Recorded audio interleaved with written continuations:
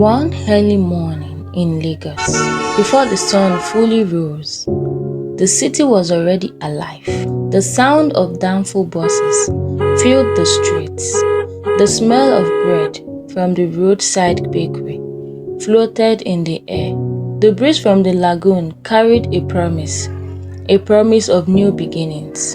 In a silk apartment overlooking the busy streets of Victoria Island, Lara stood by her window, holding a cup of coffee.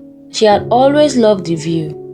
The city below, the blinking streetlights, and the movement that never stopped.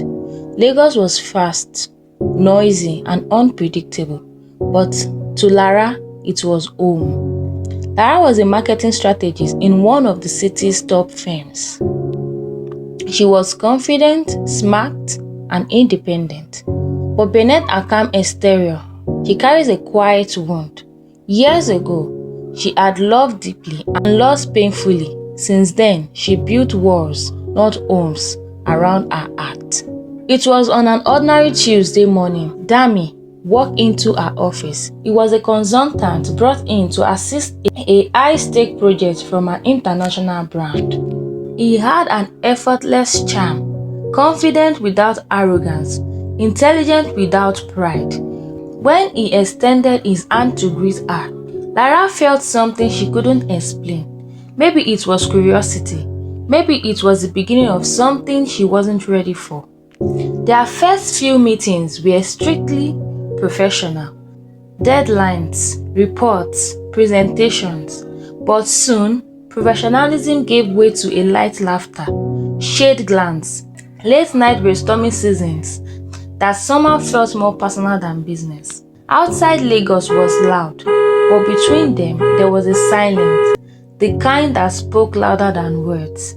They began to have coffees together before meetings, dinner after presentations, and slowly the walls around Lara began to soften. Dami saw beyond her strength. He noticed her fears, her hesitations, and her heart. One evening, as rain poured over the city, they found themselves trapped in the office. The lights flickered, thunders roared, and for the first time they talked, not about work, but about life. "I don't let people in easily," Lara confessed, her voice barely above the rain. Dami smiled softly. "Then let me stay at the door until you are ready." It was a simple statement, but in that moment, she knew it wasn't like the rest. But love in Lagos isn't always simple. Rumors began to swirl at work, whispers of favoritism, gossip fueled by envy. Lara's boss questioned her professionalism, and her reputation was suddenly at risk. To protect her image, Lara distanced herself from Dami. Texts went unanswered, calls ignored. She buried herself in work, convincing herself it was for the best. Dami, however, didn't chase. He respected her silence, but never stopped caring. He sent her small notes, reminders of encouragement, faith, and resilience. Months later, Lara got promoted. On the night of her celebration, she stood alone on the balcony of a high-rise bar, looking at the glittering skyline. The city lights reflected in her eyes, but her heart felt empty. That's when she heard his voice. "I told you I would wait." She turned. Dami stood there, still calm, still patient. Time hadn't changed his words. Lara smiled faintly. "I thought you'd moved on." He smuggled. "Some people you don't move on from.